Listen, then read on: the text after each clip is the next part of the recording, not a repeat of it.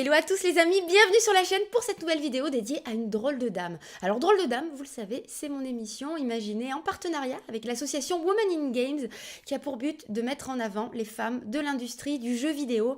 Et j'ai déjà reçu plein de femmes incroyables sur la chaîne grâce à cette émission. Et aujourd'hui, j'ai l'immense honneur d'être accompagnée par une pionnière du jeu vidéo, Muriel Tramis, qui a un parcours exceptionnel et qui vient tout juste de se faire décorer de la Légion d'honneur.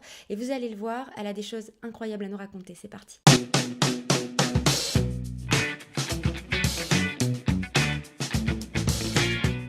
Salut Muriel, comment ça va ?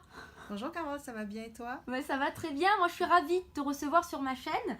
Alors, est-ce que tu pourrais, pour ceux qui ne te connaissent pas, te présenter rapidement ? Oui, eh bien, je suis ingénieure en informatique à la base. J'ai fait mes études à Paris, dans une grande école d'ingénieurs qui s'appelle l'ISEP. Et depuis, j'ai eu 3 vies professionnelles. Ah, alors 3 vies. Alors, est-ce que tu peux nous expliquer, parce qu'il y a le jeu vidéo, évidemment, on va y revenir, mais est-ce que tu peux nous parler de tes autres vies ? Eh bien, le jeu vidéo, ça a été ma 2e vie professionnelle entre 1987 et 2003.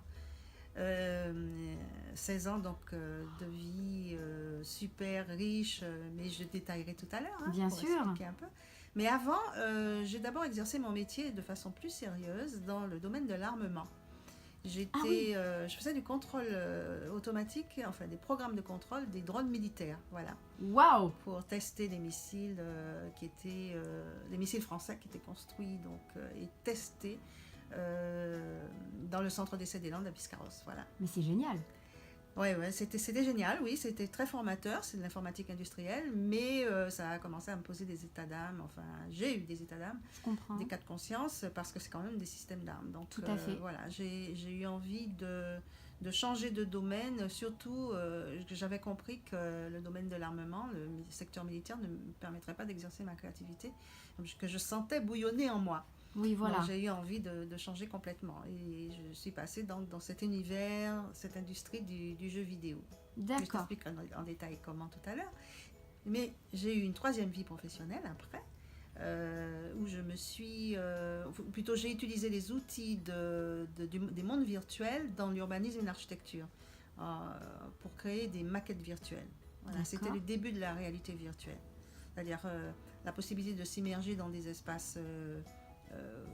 en 3D, sans forcément avoir le casque de vision, pour pouvoir visualiser un projet futur, par exemple.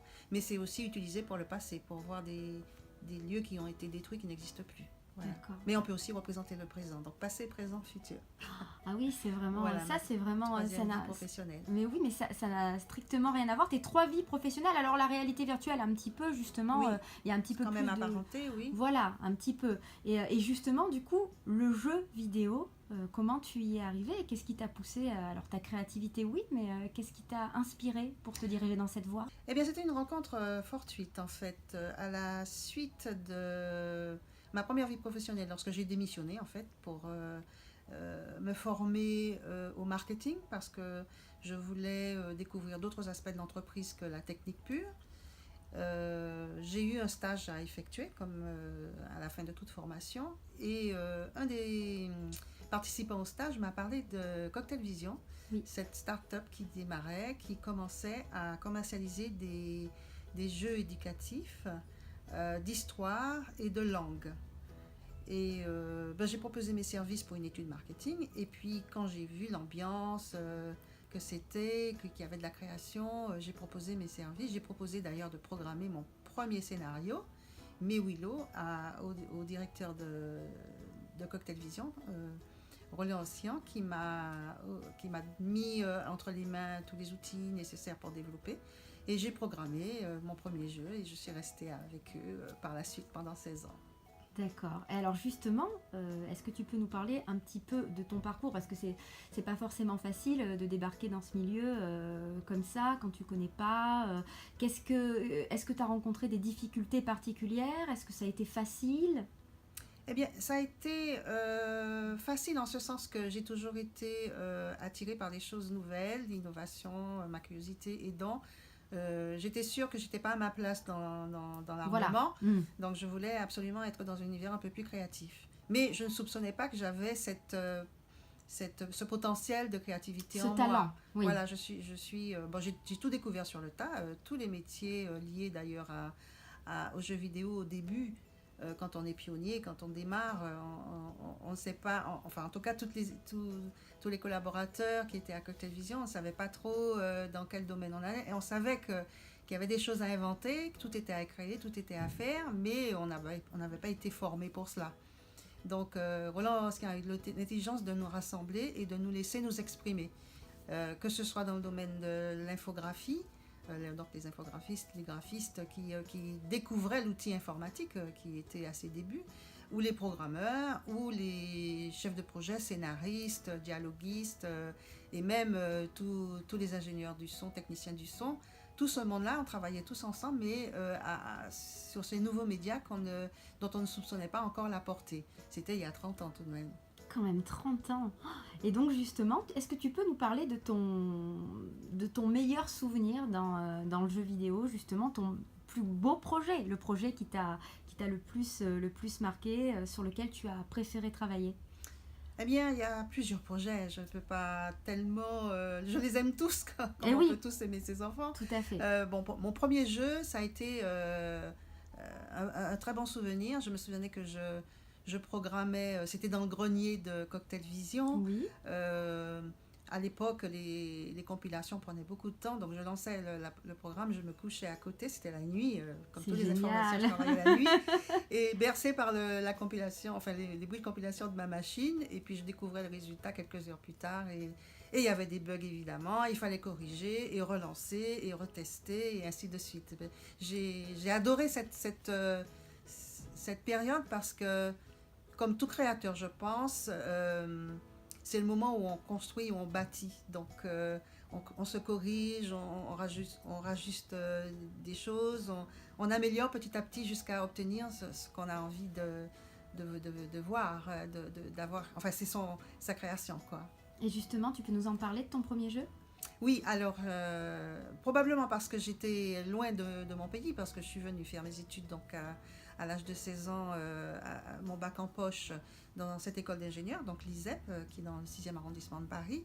Donc j'étais loin de chez moi, mais sans être triste pour cela, hein. J'avais envie de découvrir le monde, donc pour moi c'était un monde nouveau. T'étais une aventurière. Voilà, même dans les études.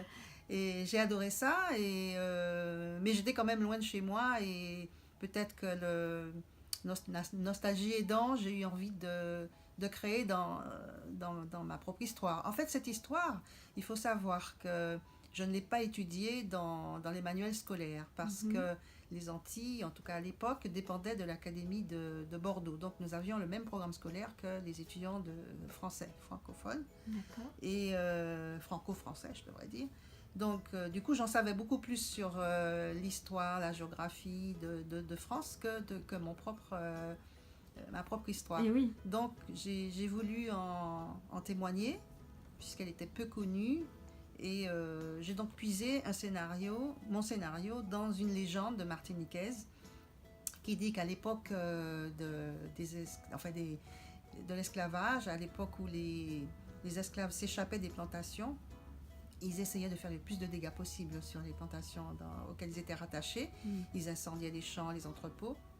Et les maîtres affolés entassaient tout leur or, argenterie, bijouterie, tout ça dans des jarres, et allaient enterrer ça dans la montagne. Et souvent, ils s'accompagnaient d'un de leurs plus fidèles esclaves, un esclave qui leur était resté fidèle jusqu'à la fin, et leur faisait creuser un trou, ils enterraient tout ça, et à la fin, ils tuaient l'esclave déjà pour protéger le secret, pour que l'esclave ne parle pas, et puis ils faisaient courir le bruit que le trésor était protégé par un fantôme et qu'il ne fallait surtout pas essayer de le trouver, parce que sinon la malédiction, etc. etc.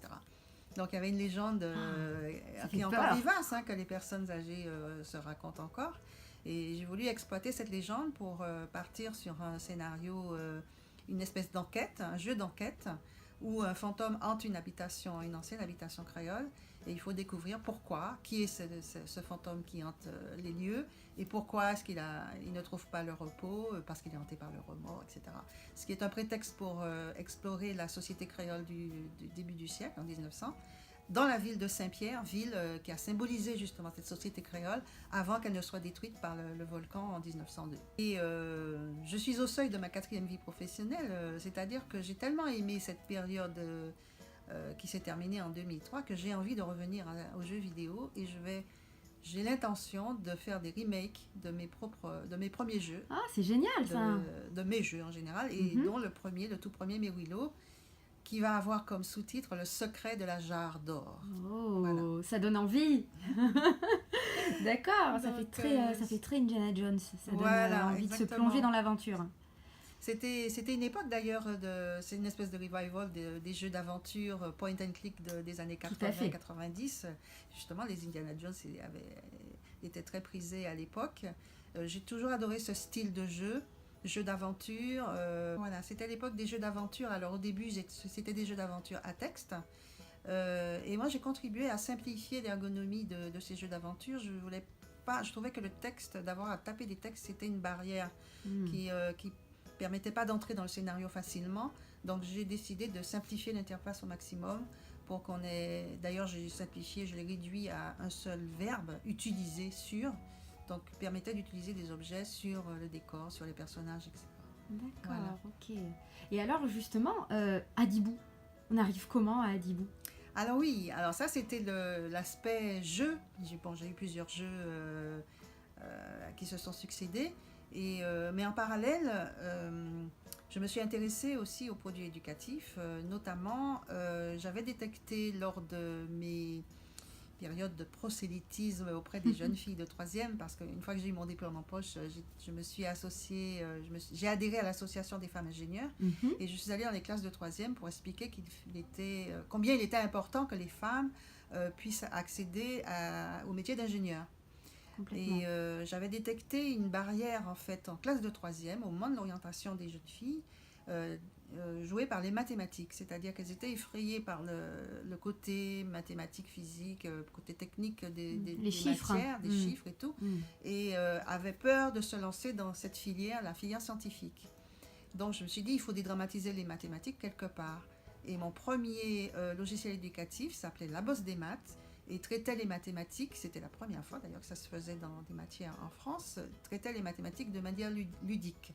C'était l'histoire de Joe, le dromadaire, qui avait perdu sa bosse des maths, et plus on faisait des exercices, et plus la bosse de Joe grossissait. Voilà, en gros c'était ça.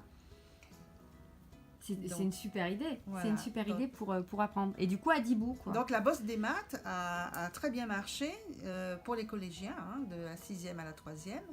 Et Roland Hosquian, donc le PDG de Cocktail Vision, a vu qu'il y avait là la place pour un concept éducatif fort. Il s'est dit, on va se mettre autour d'une table avec des ergonomes, des pédagogues qui connaissent bien le programme scolaire, et on va réfléchir à un concept éducatif, pas seulement un one-shot, mais une gamme complète qui irait du primaire au collège, tout d'abord. Et on va appeler ça ADI, accompagnement didacticiel intelligent. Et on va y mettre des jeux, parce que à l'époque, faut voir que dans les années 80-90, c'était pas bien de jouer en apprenant. Et on a été les premiers à introduire des vrais jeux à l'intérieur des produits éducatifs. Donc il y avait cette possibilité d'être récompensé lorsqu'on avait des résultats positifs à ces exercices. Tout à fait. C'est comme ça que le principe est né. Et puis, il y avait ce personnage, Adi, qui établissait un lien affectif avec l'enfant, à base de règles artificielles, d'intelligence artificielle, qui faisait que lorsqu'on avait des mauvais résultats, par exemple, au lieu d'être sanctionné, on était au contraire invité à faire d'autres activités à l'intérieur du produit. Et il n'y avait pas ce côté de censure à tirer mal travaillé que les enfants rencontraient souvent avec leurs enseignants ou les parents lorsqu'ils ramenaient un mauvais bulletin. Alors que Adi, au contraire, tu n'as pas un bon résultat aujourd'hui, c'est pas très grave. Il encourageait plutôt. Tu es fatigué, on va faire autre chose, on va on va faire un petit peu d'astronomie, on va regarder les planètes, voilà. Donc, c'est, je pense, ce concept qui a fait qu'il a très bien marché. Et en plus, on s'est dit qu'on allait faire une gamme, mais vraiment, on allait la soigner partout, y compris le visuel, de la boîte, le manuel, on allait bien expliquer le côté pédagogique des choses. Enfin, c'est comme ça que le concept Adi, qui était vraiment construit de A à Z et très, très bien réfléchi, très bien pensé, a eu du succès. D'accord. Et lorsque on a vu ce succès, d'ailleurs européen, hein, pas seulement français, mais aussi, comme toujours, nos produits étaient traduits en allemand, en anglais, en espagnol, il a eu son succès dans toute l'Europe. Et quand on a vu que ça a marché, il a été plébiscité par les enseignants, par les élèves eux-mêmes déjà, et par les enseignants, on s'est dit qu'on allait aussi étendre la gamme vers les plus petits. Et c'est comme ça qu'Adibou est né, Adibou étant pour les plus petits. Alors, moins axé sur le programme scolaire, beaucoup plus des activités d'éveil, donc beaucoup d'animation. C'est ce qui a fait son succès d'ailleurs, beaucoup d'activités extrascolaires. On fait des gâteaux, on a un jardin qu'on cultive, voilà. Oui, c'est ce qui a fait le succès d'Adibou. D'accord, et c'est beaucoup plus enfantin, quoi. Oui. D'accord. Et donc, qu'est-ce qu'on ressent quand on voit qu'un jeu qu'on a pensé, imaginé, a un tel succès, que ce soit auprès des jeunes ou des plus jeunes ou des moins jeunes? Eh bien, je pense que ça doit être pareil pour les réalisateurs de cinéma. Quand on crée un film, c'est exactement la même chose. Sauf que peut-être qu'on a plus de contact avec les joueurs, parce que j'ai beaucoup reçu de lettres de femmes notamment me disant qu'elles s'étaient réconciliées avec le jeu vidéo parce que elles avaient pu comprendre ce qui attirait leurs compagnons, qui les retenaient en fait devant les écrans, à l'intérieur, par l'intermédiaire de mes scénarios qui faisaient plus appel à la logique, l'intuition. J'ai toujours voulu éviter la violence pour la résolution des énigmes, mais plutôt privilégier la réflexion. Donc les femmes en plus étaient attirées par mes jeux que je ne pensais. Voilà, donc il y avait... Et puis aussi pour beaucoup de courriers d'amateurs de Adi et Adibou qui pour une fois étaient réconciliés avec la chose scolaire, disons. Oui, tu as réussi à leur donner envie d'apprendre en s'amusant, voilà, par l'amusement. Tout à fait. Exactement. Et alors on parle des plus jeunes avec Adibou, mais on peut aussi parler d'un public un peu plus adulte, puisque tu as également travaillé notamment sur l'adaptation d'Emmanuel. Ben oui, en fait, je me suis posé la question de savoir quel était le rôle des femmes. Non seulement parce que mon environnement était essentiellement masculin, donc pas peu de femmes à la création de jeux vidéo, mais aussi peu de joueuses. Donc je me demandais comment faire pour attirer les joueuses d'un côté ou de l'autre de l'ordinateur finalement. J'ai réfléchi à ce que pouvaient être les fantasmes masculins ou quel pouvait être le rôle de la femme à l'intérieur d'un jeu vidéo. Et Emmanuel m'a semblé être un symbole suffisamment chargé finalement d'érotisme pour l'exploiter. Donc j'ai persuadé Roland Osquin, le directeur de Cocktail Vision, d'acheter les droits d'exploitation. Et j'ai créé un scénario complètement original autour du personnage d'Emmanuel. Et je l'ai situé au Brésil, qui pour moi est un symbole d'exotisme aussi. Mais je suis peut-être tombée dans la facilité parce que j'ai allié érotisme et exotisme, ce qui était un peu habituel. Et l'idée, c'était de rechercher Emmanuel qui avait disparu, qui avait fui son amant. Et l'idée était de découvrir pourquoi Emmanuel se refusait finalement à son amant. Voilà. Donc, il fallait rentrer un petit peu dans sa psychologie et comprendre ce que c'était que séduire une femme. Voilà. Mais c'était très soft. Hein. Il y avait des statuettes érotiques à rechercher. C'était un peu une chasse au trésor en même temps qu'une recherche amoureuse, on va dire. D'accord. Voilà. Bah, ça change totalement d'Adibou, mais moi je trouve que c'était tout à fait. D'ailleurs, c'est intéressant. D'ailleurs, Roland Osquin a créé une gamme originale complètement différente de Cocktail Vision pour pouvoir éditer ces jeux. Il y en a eu plusieurs. Donc, c'était Tomahawk. Pour ceux qui connaissent, ces jeux sont sortis sous un autre nom. Il ne fallait pas mélanger les genres. Oui, ça fait toujours un peu peur. Mais Après Emmanuel, d'ailleurs, il y a eu Geisha. Geisha qui est aussi un symbole d'érotisme à la japonaise, plus raffiné. Et là, notre héroïne s'était fait enlever par des yakuza, donc la mafia japonaise. Oui. Et il fallait, pareil, la retrouver. Euh, et j'ai été assez fière d'avoir imaginé un hologramme virtuel. Il s'agissait de caresser une jeune femme jusqu'à l'orgasme grâce à un combiné de caresses. Alors, ça a été très amusant parce que on a fait appel à... C'était les débuts de l'image réelle. On a fait appel à une mannequin qui s'est un petit peu déshabillée. Bon, elle était en culotte, mais seins nus. Et pour faire ces fameux gestes de caresses qu'on voulait. Alors, pour le plus grand bonheur de mes collaborateurs, J'imagine qui aisément, oui. évidemment ont salué cette innovation technologique. Ah oui, ils ont dû trouver ça incroyable. Oui, tout à fait. Ouais. D'accord, mais c'est étonnant parce que tu es vraiment passé par plein de phases. Et aujourd'hui, tu es quand même la première créatrice de jeux vidéo qui va être décorée de la Légion d'honneur à l'heure où on parle. Hein, ça va se passer, ça se passe demain. Oui. Qu'est-ce que tu ressens? D'abord, j'ai cru à un canular lorsque j'ai Oh, reçu alors l'information de la part du CNC. C'est le CNC qui m'a identifié et qui m'a proposé. J'ai appris que c'était... chaque ministère proposait en fait un certain nombre de personnes de la vie civile. Et donc, c'est le ministère de la Culture, par l'intermédiaire du CNC, qui a proposé mon nom. Donc, j'ai cru un canular, je croyais que c'était une vanne. Et heureusement, il y avait un nom et un numéro de téléphone à la fin de l'email que j'ai reçu. J'ai téléphoné, on m'a dit, mais oui, mais c'est bien ça, on vous propose pour recevoir la Légion d'honneur. Mais c'est pas encore fait, ça doit passer en commission, etc. Et puis voilà, et puis au 14 juillet donc, dernier, j'ai appris la nouvelle dans le journal officiel. Je l'ai eu.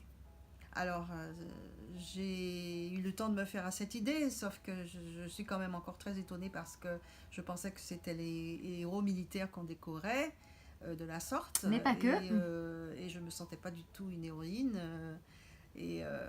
Donc, j'ai un certain... C'est pour moi un honneur, en effet, déjà pour ma profession, la profession d'ingénieur, pour le fait d'être une femme aussi, et puis pour mon pays, la Martinique, Évidemment. et pour ma famille et mes amis, mes proches. Je pense que je suis assez fière de pouvoir représenter ce domaine qui m'a formée finalement et qui m'a donné beaucoup de plaisir pendant un certain nombre d'années et auquel je vais revenir bientôt. Et justement, tu y reviens bientôt. Comment? Pourquoi? Comment ça se passe? Dis-moi tout. Eh ben, j'en suis tout au début là. Je suis en train de réfléchir à la nouvelle version de Mes Willow, donc Le Secret de la Jarre d'Or. Et alors j'hésite. Soit j'intègre un studio existant auquel j'amène mes compétences de game designer, mon scénario, mes scénarios, parce qu'il n'y a pas que Mes Willow, il y a tous les autres qui vont suivre. Ou bien je remonte un studio et je trouve un éditeur. Enfin, je sais que le métier a beaucoup changé, le business model n'est plus le même qu'il y a 30 ans, donc il faut que je réapprenne un peu tout ça. Est-ce que j'ai suffisamment d'énergie pour me relancer complètement? Oh oui, mais oui, c'est sûr, ça se voit. C'est pas dit, mais en tout cas j'ai envie de travailler avec d'autres parce que j'ai toujours aimé ça, j'ai toujours aimé travailler à plusieurs et mener une équipe vers la réussite à partir d'une idée, tout monter, tout gérer. J'adore ça, j'adore ce côté créatif des choses. Mais oui, mais tu es très créative, oui. Ça revient beaucoup. Hein. À la fois, j'ai la chance d'avoir eu une formation technique, ce qui m'a permis de comprendre les enjeux finalement technologiques de l'industrie numérique. Oui. Et c'est ce qui d'ailleurs a conforté Roland Oskian lorsque je suis venue le trouver avec mes scénarios, parce que j'étais à la fois capable d'écrire donc des histoires, mais aussi de comprendre ce que c'était qu'un projet numérique et de faire travailler des personnes venant d'horizons différents, des infographistes, des programmeurs. Donc c'est cette double culture finalement scientifique et littéraire me permet d'aborder cette industrie de façon la plus créative possible. Bien et sûr. Ce côté créatif, je l'ai poursuivi d'ailleurs. Enfin, c'est-à-dire que sur le tard, je me suis découvert une envie d'écrire et de publier. Et j'ai déjà publié 2 titres, un roman et un recueil de contes, des contes créoles. Et là, je suis sur le point d'éditer un essai cette fois, qui va s'appeler Curiosité tropicale de la langue française. D'accord, et donc là, tu vas nous expliquer certaines expressions. Voilà, certaines Voilà. expressions typiques, parce que la francophonie, on le sait, elle est présente partout dans le monde, et aux Antilles, elle est aussi très vivace. Et il y a une espèce de langue que j'appelle le fréole, qui s'est construite, développée à partir du français et avec des tournures idiomatiques créoles. C'est très intéressant de les expliquer, de les expliciter. Et justement, tes premiers bouquins, tu peux nous en parler un petit peu? Eh bien, mon premier roman, on dit qu'un premier roman, on part toujours de soi, mais je crois que c'est vrai. Il s'appelle Au cœur du Giromont, et il raconte une année scolaire de 3 jeunes femmes martiniquaises qui n'étaient pas appelées à se rencontrer parce que la société martiniquaise est très morcelée. J'ai situé l'intrigue dans les années 70, enfin 73-74, et il y a 3 grandes couches de population. Il y a les descendants des colons qu'on appelle les béquets, les descendants des esclaves les nègres donc, et puis une population intermédiaire qui est issue du croisement des deux, qu'on appelle des mulâtres, qu'on appelait. Et donc j'ai symbolisé chacune de ces couches sociales par une jeune fille, et je les ai fait se rencontrer là où j'ai été éduquée d'ailleurs, au couvent Saint-Joseph de Cluny, une école professionnelle, confessionnelle catholique, privée. Et là on découvre leur amitié naissante, elles se confient, elles confient leurs premiers émois, parce que elles commencent à parler de leurs amours. Et comme elles sont dans une école de filles, les garçons, c'est un des sujets privilégiés, mais elles découvrent aussi les difficultés elles sont en rébellion envers la société, envers leurs parents, et il se passe plein de choses. Le sang va couler, elles vont avoir à résoudre un certain nombre de conflits. Voilà, donc je raconte tout ça dans un roman. Un peu créolisé, d'ailleurs le français créolisé, et je raconte il y a une part de moi, donc c'est pour ça que je dis que c'est une autofiction. Il y a une part de moi-même dans ces 3 femmes. D'accord. Et donc justement, on parlait du jeu vidéo d'hier et d'aujourd'hui. Tu disais que ça avait évolué, que c'était plus tout à fait la même chose.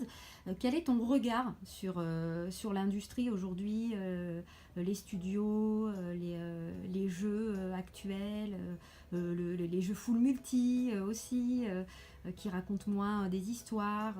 Qu'est-ce que tu en penses de tout Justement, ça? j'avoue que j'ai perdu un peu le fil. Parce que au cours de ma 3e vie professionnelle, je me suis spécialisée dans la réalité virtuelle, donc j'étais plutôt dans l'urbanisme, l'architecture. J'ai construit plutôt des villes, voilà.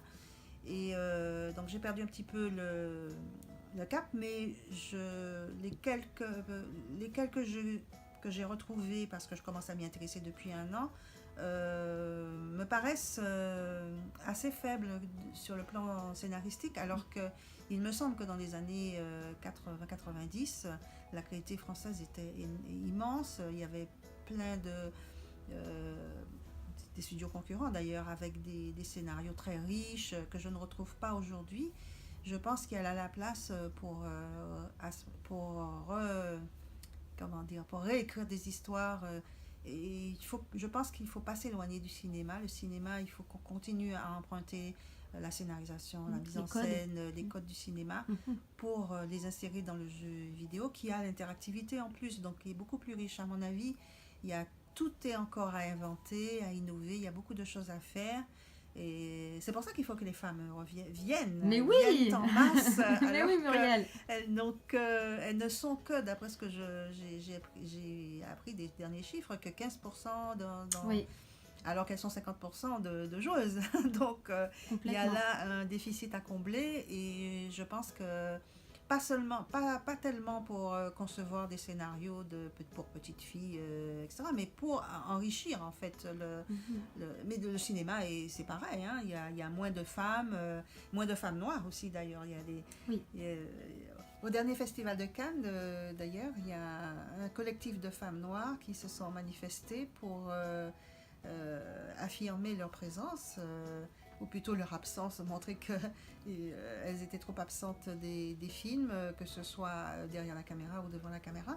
Donc je pense que le jeu vidéo aussi, pour le jeu vidéo aussi, cette problématique existe. Il faut des héros noirs, issus de la diversité.